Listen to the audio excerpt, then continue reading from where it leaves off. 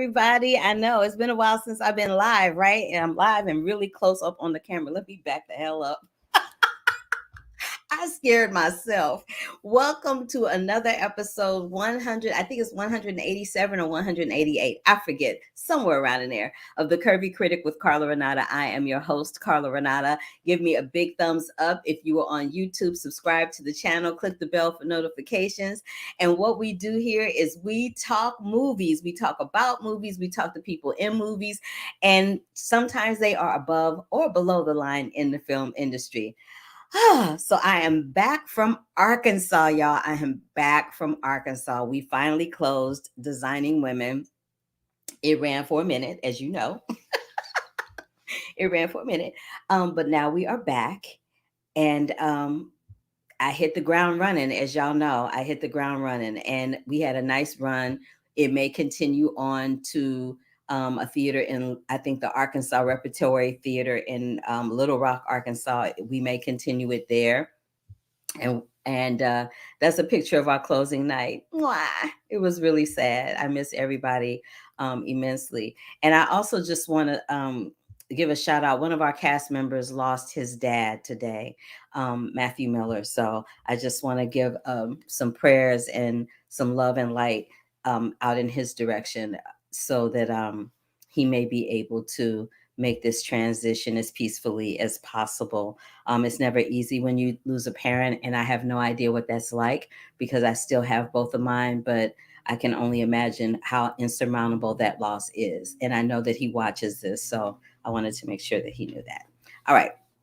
Let me talk about some things. So I hit the ground running. The first thing I did is I went to a rally to support my girl, Jennifer Lewis. She is the voiceover and producer of a film called Finding Kendrick Johnson.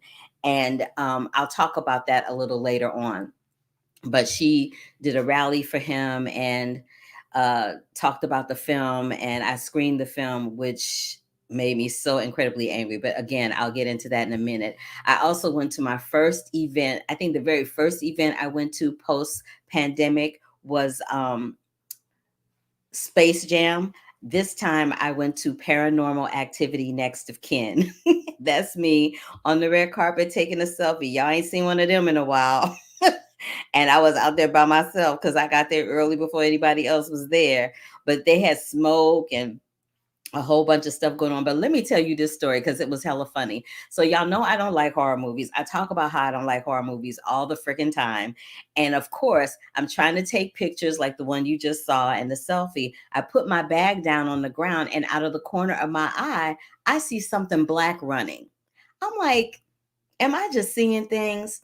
So then I'm like, let me go and get my bags, because whatever that is, I don't want it climbing in my bag. Why did I go to pick up my bag, honey? And this mouse that was like the size of my hand went scurrying away. And I screamed so loud. People were like, oh, is there an attraction happening at the event? No, fool. There was a mouse trying to get in my bag. I was so undone by that. But I had to share that. I would be remiss in not sharing my shenanigans and activities throughout the week. So I've seen like 10 movies in like 3 or 4 days, and I will talk about all of them in the next coming weeks because some of them are still under embargo. But I just had to share that mouse story because it was hella funny. But before we get into any of that, I have an around the curve for you guys. I know I didn't have one last week because the show was hella long, but I got one today. So take a look and a listen as we take a trip around the curve.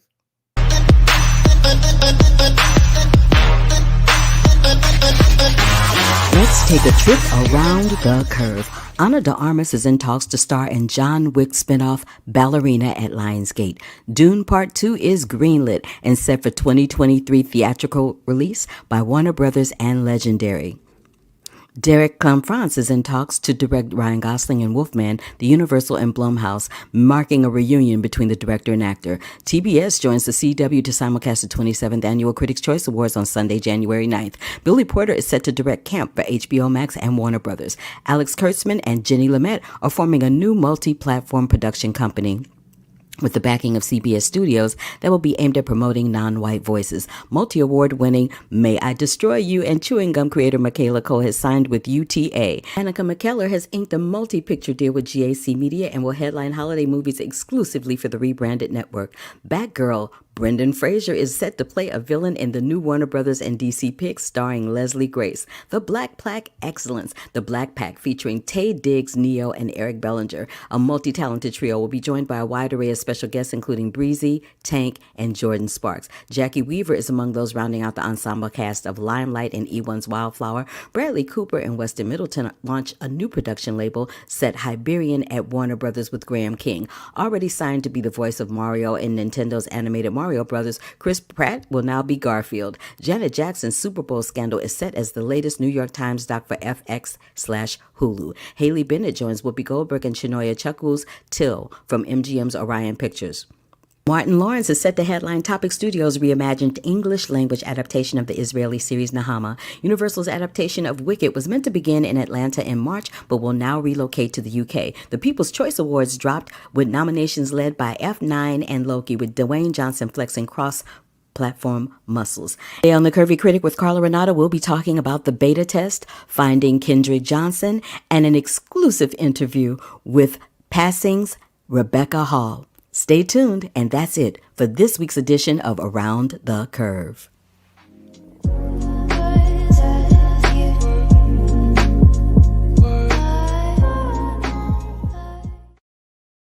I kind of like my music, if I must say so myself. Anywho, let me address Brandon, who's always here. He had a birthday this week, and he said he had such a great birthday weekend, and he's also planning on seeing Ron's Gone Wrong tomorrow and this coming weekend, and wants to see my Hero Academia movie, Hero Mission. I want to see that too. That's actually on my list to see it. And you already told me about Chris Pratt and Garfield, but I told you too.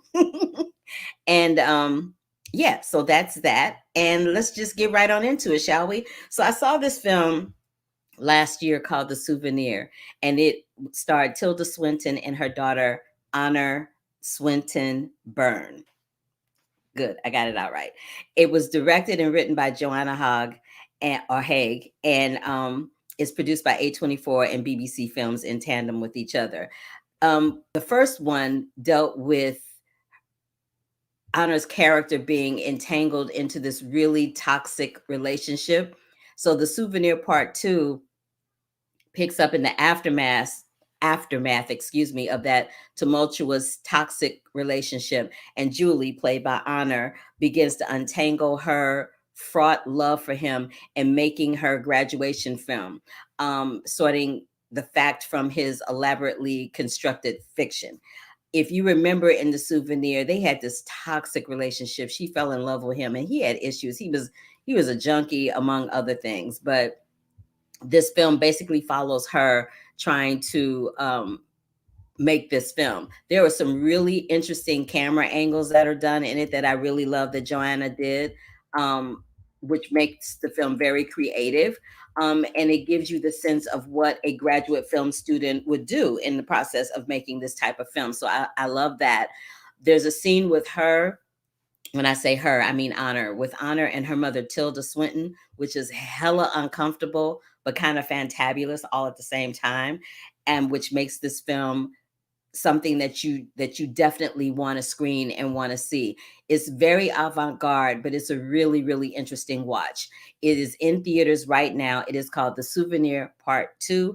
It is produced by A24 and BBC Films, and it's written and directed by Joanna Haig. I never get people's names right, which is funny because I always get mad when somebody messes up my name. Anywho, this other film that I saw called The Beta Test, child, this was the craziest film I'd ever seen in my entire life. It was crazy as hell. It was just really, I don't even know what to say about it. It is written and directed and starring Jim Cummings and PJ McCabe. PJ is playing himself, PJ, and Jim Cummings is playing a character called Jordan. Is dealing with this married Hollywood agent who receives a mysterious letter in a purple envelope for an anonymous sexual encounter, and becomes like, I don't know, ensnared, I guess is the best way to say it, in like this sinister world of lying and murder and infidelity, in this really scintillating, crazy ass satire, because it is satire. But what's interesting about it is it takes the whole premise of Hollywood's and agents and how they behave and how they lie and all, and they just throw it into a film and make a big joke out of it, but with an edge, right? So I'll have them with an interview next week. I'll have Jim and PJ next week. We have quite an in-depth interview talking about this film, but this film is crazy. It is so crazy. The sexual encounter thing, like the invitation involves them getting this purple invitation. They show up at this hotel room, they're blindfolded, and then they end up having sex. I'm like, in this day and age, do you really want to be blindfolded and going and knocking boots with somebody? I don't know. But that's what kind of makes it funny. So again, it's called the beta test, and it'll be in theaters. If it's not in theaters already, it'll be in theaters by the end of the week. Child, it was crazy. But I had to talk about that. I also had to talk about Paranormal Activity Next to Kin, because I did go see that. I went to the premiere that they had here in Los Angeles, and it's in theaters right now. It's directed by William Eubank for Blumhouse Productions and Paramount Plus. It deals with this young girl named Margot. She was abandoned by her mother as a child, and she travels to like this secluded Amish community with her documentary film crew, seeking answers about her mother and extended family, and wants to get it on film. This is the thing. I'm not a big horror movie geek or fan, as I say, but I've seen enough horror movies to tell you this. This film has every horror movie trope you could possibly imagine. There's nothing particularly inventive or unique in that respect. As a matter of fact, most of the film harkens back to the Blair Witch Project. It's very much Blair Witch Project, with the camera up your nostrils and the night light situation that people film with. It was just crazy. It did make me jump though, because like I said, I'm a scaredy cat. So if it's anything in the movie that's gonna make somebody jump, I jumped a million times. The person next to me laughed at me. I jumped so much. The girl who plays Margot, Emily Bader, she rocks. And she is the reason you should see Paranormal Activity Next to Kin. And that's about it. I mean, William Eubanks did his best to come up with something creative and fresh and fun, but it just is so many of the old horror tropes that you just kind of go, okay, it's interesting to have, this young girl be given up as a child and then find out that her mother was in a cult and that the cult's trying to take her. Like, I mean, it is what it is. But people that love that franchise will love this version and love this incarnation of it, and people that don't won't. But as for me, I was okay with it. I was scared. I jumped. I had a good time. So there's that. I'm not going to review this, but I did want to bring it to your attention. Colin in Black and White is playing on Netflix, and it's directed by Ava DuVernay and it's narrated by Colin Kaepernick. For those of you watching this who are not familiar with Colin Kaepernick, who I can't imagine who that might be, Colin Kaepernick is the NFL player who is famously known for taking a knee in support of Black Lives Matter. And it was turned into this big whole thing, which resulted in him being let go by his team. He's not since been accepted to another team, and he's pretty much turned into an activist for that particular matter. They have taken his life story and turned it into not a docu-series, but a series of, for lack of a better way to say it. It was developed between himself and Ava DuVernay. It's on Netflix right now. And what I love about it is that it takes his life events and couples it with American history. Like, for example, they talk about how Romare Bearden actually wanted to be a baseball player. The artist Romare Bearden, with those really crazy paintings, he was Black, a really fair-skinned Black man. He actually wanted to be a baseball player, and when they asked him to pass, he was like, you know what, I'm gonna go be a painter, I'm gonna go be an artist. I did not know that. They talk about the doll test, the light skin versus dark skin. Now, if you don't know what the doll test is, this is what it is. The doll test is a situation where some scientists got together and they put some little kids in a room with a dark skinned doll and a light skinned doll, a dark skinned doll and a white doll, and asked the little girls which doll they liked best. Most of the little girls wanted the white doll because their brains have been conditioned to want the white doll. Because when you go into a store to buy a doll, you see more white dolls than you see brown dolls or black dolls. And so little children think they must not be attractive if there's not a doll that looks like them. Of course, that has shifted and changed and ebbed and flowed over the decades. And now we see more dolls with people of color. As a matter of fact, Mattel made a doll in Ava DuVernay's image. So there are dolls out there like that now. But when I was a kid, there were no black dolls. There was white dolls. And every once in a while, they would have like maybe a black version of the doll.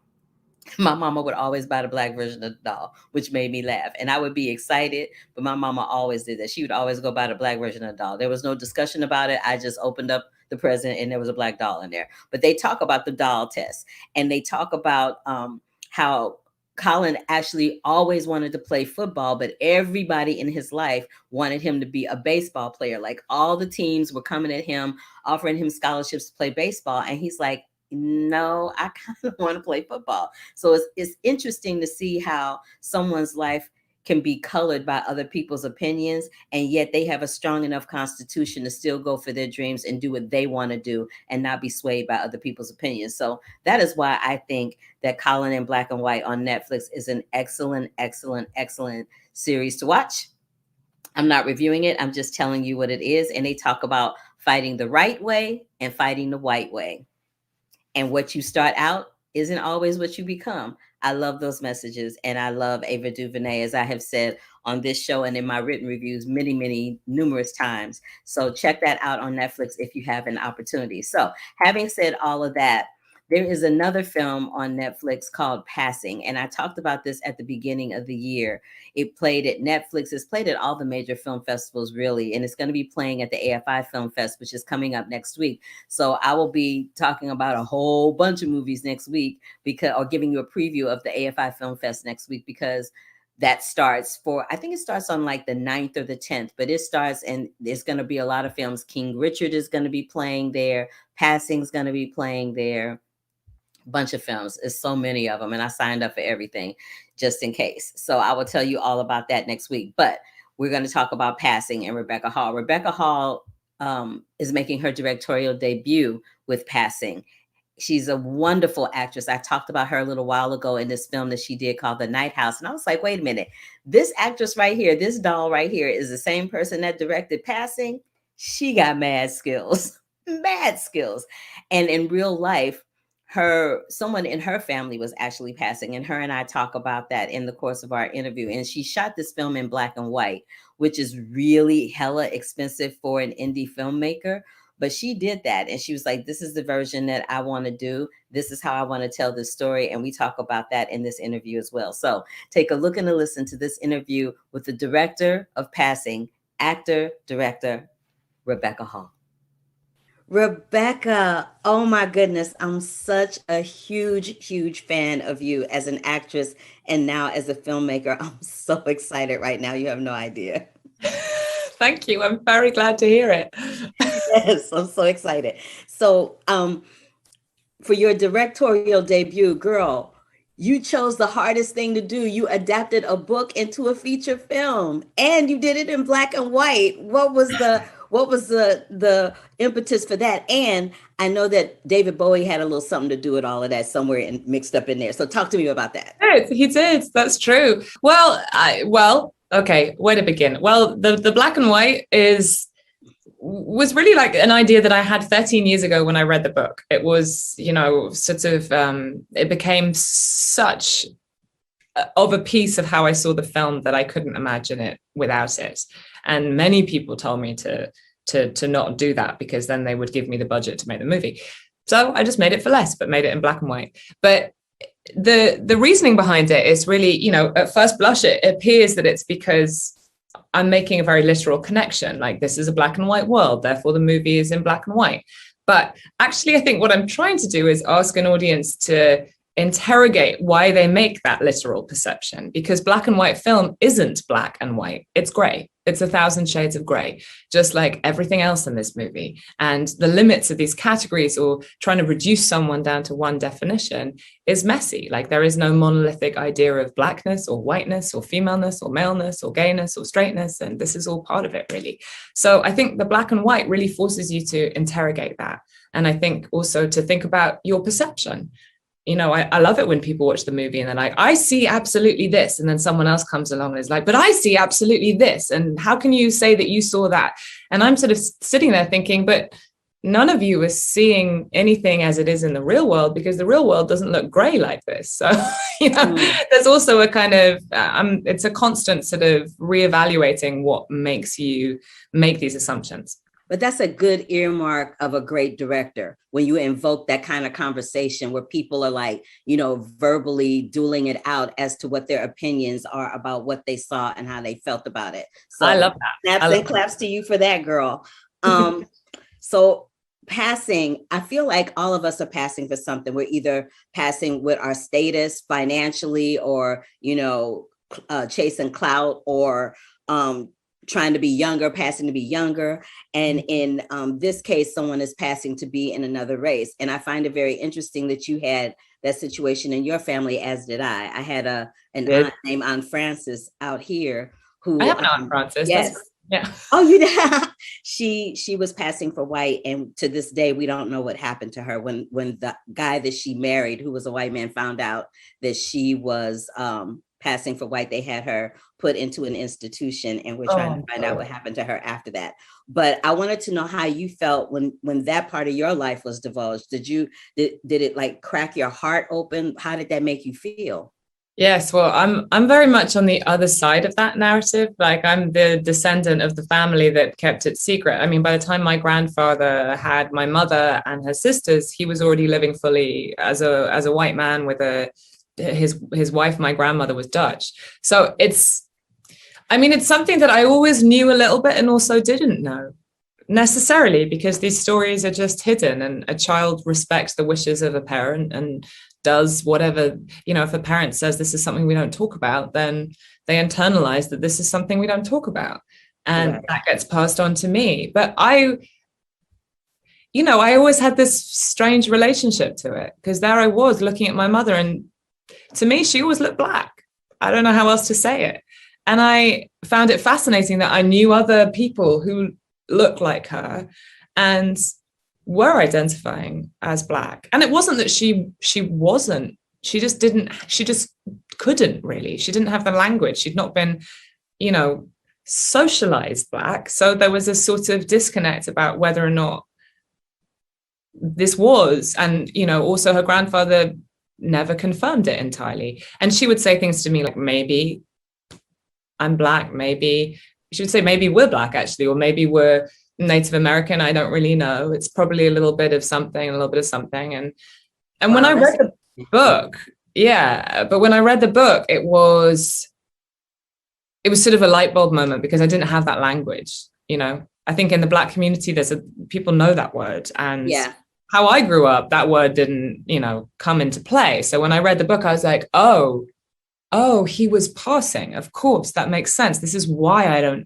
there's all this mystery. This is why we don't know family members. This is why all this stuff, you know, and it was really like the beginning of the road of investigation for me. I mean, 13 years later, I now know a lot about my grandfather's story. And I know that he was black. Both of his parents were black. He was, you know, socialized that way. And then he made the decision to pass somewhere in sort of the middle of his life. And he passed white, but he also passed indigenous, interestingly. So, you know. Wow. Yeah. A lot going on. A lot going on. I mean, we could talk about this one for a long time, but I talk about the movie. I wish I had so much more time to talk to you, because I wanted to talk to you about the music and the song that you listened to that inspired you to write. I have so many more questions, but I know my time is up. But hopefully I'll get an opportunity to talk to you where I can ask you like 5,000 other questions that I have about the movie and your process. But this has been a thrill for me. Thank you so much. I appreciate it. Thank you for sharing your story too. Thank you. My pleasure. Have a good one. The issue of passing and the subject of passing is such a deep subject. It really, really is. And that story that I shared with her is absolutely 1000% true. But I might have an opportunity to speak with Rebecca again for an outlet that reached out to me to do an editorial piece on her. So I'm hoping that that happens and I can talk to her more about her process for making the film as opposed to what we spoke about here. So thank you, Rebecca Hall, so much for talking to me about passing and your process and sharing that information about your family as well. Much, much appreciated and much respect and love to you regarding that. All right, so let me just recap what I talked about today. Um, so I'm oh, I forgot to talk about Kendrick Johnson. I almost forgot. Let me talk about Kendrick Johnson real quick. So there's this documentary called Finding Kendrick Johnson. It is an independent film. It doesn't have a studio attached to it. It is executive produced partly by Jennifer Lewis, who's a good friend of mine from St. Louis. And she's also a series regular on ABC's Blackish, starring Anthony Anderson and Tracy Ellis Ross. This is what this film is about. I'm pretty sure everybody remembers this story. There was a story of a young Black kid who was found face down, rolled up in some mats in the gym. People were trying to say that he fell into the mats trying to retrieve his sneakers and got stuck down there and died. The thing is, when they pulled him out of the mats, this young man was bloodied, bruised, like somebody had beat him up and shoved him down there. His tennis shoes didn't have any blood on them, but there were other sneakers in the gym that had blood on them that, for whatever reason, forensics and the police didn't look at it. There's a lot of fishiness going on surrounding this case. Two of the young men that were considered suspects are the sons of an FBI agent. And it is believed, allegedly, that this FBI agent had a big hand, and the FBI had a big hand in covering up this crime, because this child did not suffocate in some mats. First of all, the mats, when you roll them up, are 14 inches wide. His shoulder width was 19 inches wide. So think about that. Somebody that has shoulder width of 19 inches wide, they can't squeeze into a 14-inch hole to retrieve some tennis shoes. I'm just saying, that's ridiculous. That part right there. The whole thing with the tennis shoes, that's ridiculous. They wouldn't let the mother see the body. It was just shenanigans. I mean, I could go on and on and on with all the evidence shenanigans that went on, but this is so indicative and so, and one of the reasons why it's so important that we do not forget about Black Lives Matter. This is a young man who went to school. Can you imagine having a child that went to school and just didn't come home? And then they didn't find his body for another day and found him rolled up in some gym mats in a corner, and nobody saw anything. Nobody knew anything. Like, and people were playing in the gym. They had shenanigans with the security cameras being off for a good portion of the duration that this fight was taking place in this gym where he ended up in these mats. When I tell you, I watched that and I cried out of sheer anger. I was so angry, which brings me back to this. While I was doing Designing Women, I had a monologue where I speak exactly about this thing, and it got applause every single night. People would signify if they were Black in the audience every single night, because the reality of the situation is it's been 2 years since all of this has popped off, and we're not any closer to finding out who killed this boy than we did before. One of the boys that that was the son of the FBI agent, he's playing Division I football. He's playing Division I football, but yet this family's son is dead. I'm just saying. Finding Kendrick Johnson is a must-see film. Must see. I don't care who you tell. I don't care how you tell, but you have to tell people so that we can let folks know that this child's life mattered. His life mattered. People loved him. He was not a thug. He was not one of the bad guys. This was a good kid whose life was snuffed out way too soon. So that's all I have to say about that. And let me just reiterate, please go see Finding Kendrick Johnson. Please, whatever you do, find it and watch it. Review. Watch The Souvenir Part 2, which is in theaters now. Watch The Beta Test, which is coming to you soon. Watch Paranormal Activity Next of Kin, which is also in theaters now. Check out Colin in Black and White on Netflix. And please check out Rebecca's Hall Passing, which is also screening on Netflix. But hold up, wait a minute. Before I go, I'm going to have a review, and Brandon's going to love this. I'm going to do a review of Clifford the Big Red Dog. What? Brandon, I know you turning cartwheels right now.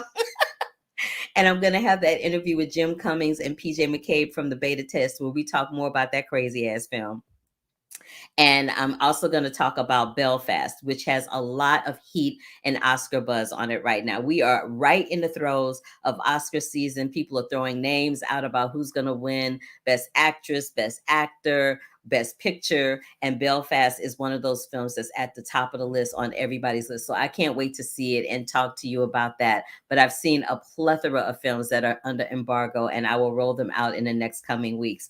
We're probably going to take a show off for Thanksgiving. We're going to take several shows off in December because I'm going to rebrand the Curvy Critic with Carla Renata when we come back at the beginning of 2022. I will keep you abreast of all those dates and when we plan on doing that and how that's going to go down. But until then, thank you so much for joining me for this episode of the Curvy Critic with Carla Renata. Again, please click the bell for notifications if you are on YouTube. Give me a thumbs up to let me know you were here if you are on YouTube. If you're watching on Facebook or Twitter or LinkedIn, please let me know what you saw. Let me know what you might want to see moving forward. And we will take it light. We will address those issues at that time. But yes, thank you so very much for joining me. Please continue to wash your hands. Remember, y'all, we are still in a pandemic. Things have gotten back to life for the most part, but we are still in a pandemic. We still need to, be safe and vigilant about the washing hands and the wearing of the mask and all of that. So please take care of yourselves. Be safe, be sound, be wonderful, be you. And I will catch you on the flip side. Deuces.